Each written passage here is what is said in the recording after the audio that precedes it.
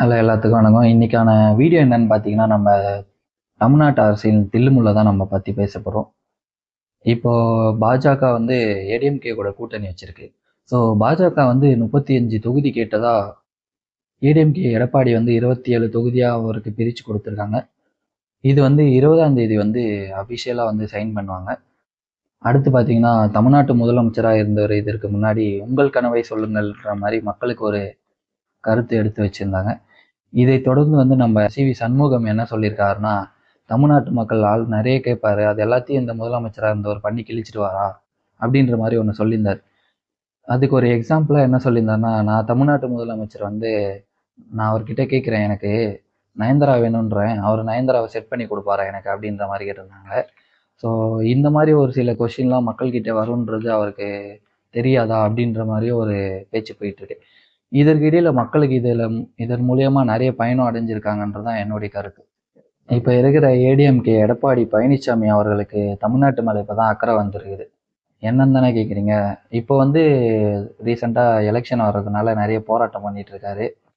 எதற்காகன்னு பாத்தீங்கன்னா, பெண்களுக்கு சேஃப்டி இல்லையாம் இந்த தமிழ்நாட்டு அரசுல. தமிழ்நாடு முதலமைச்சர் பதவி காலமே முடிஞ்சு போயிடுச்சு.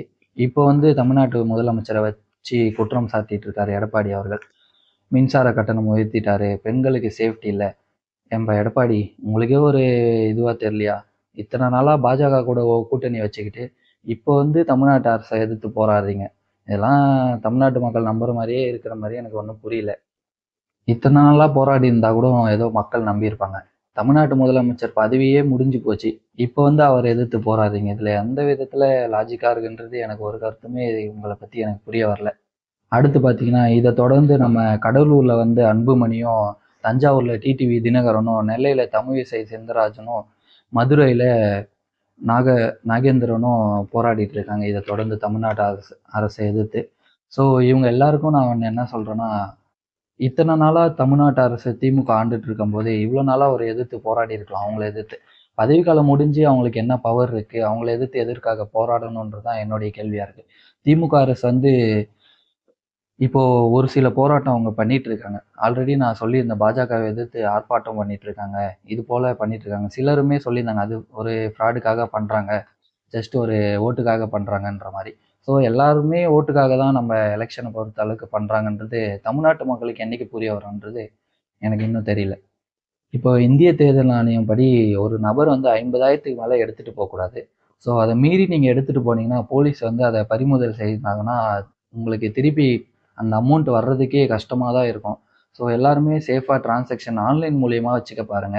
ஒரு பிஸ்னஸ் மேனும் சரி, இல்லை ஒரு நார்மல் பீப்புளுமே சரி, ஒரு குறிப்பிட்ட அமௌண்ட் ஒரு 50,000க்கு மேலே நீங்கள் ரூபா கூட எடுத்துகிட்டு போனாலுமே அது போலீஸ் கண்ட்ரோலில் வந்துச்சுன்னா உங்களுக்கு அந்த ரிட்டர்ன் வர்றது கொஞ்சம் ரேர் தான். ஏன்னா அதற்கான ப்ராப்பரான டாக்குமெண்ட் வந்து உங்ககிட்ட வேணும்.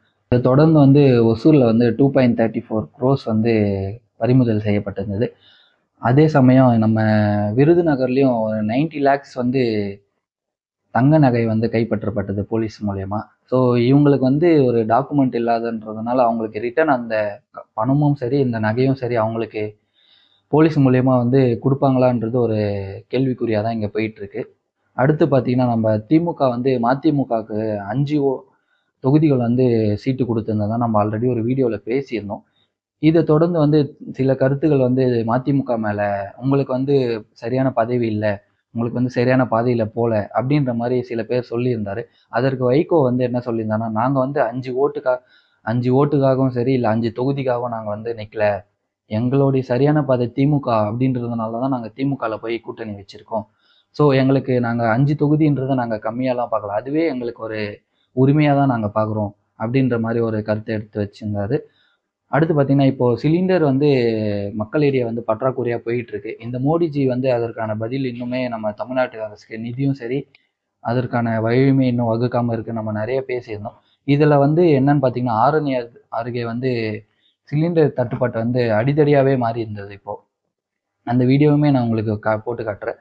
தென் அடுத்து பார்த்தீங்கன்னா, நம்ம கரூர் கூட்ட நெரிசல்ல வந்து செந்தில் பாலாஜி ஆஜராகலன்றது நம்ம நேத்து பேசியிருந்தோம். விஜய் வந்து ஆஜராகி முழுமையா அதுலருந்து வெளிய வந்த மாரியும் ஒரு கருத்து போயிட்டு இருக்கு. ஸோ இதற்கு இடையில வந்து செந்தில் பாலாஜி வந்து இன்னைக்கு வந்து ஆஜராகியிருந்தாரு.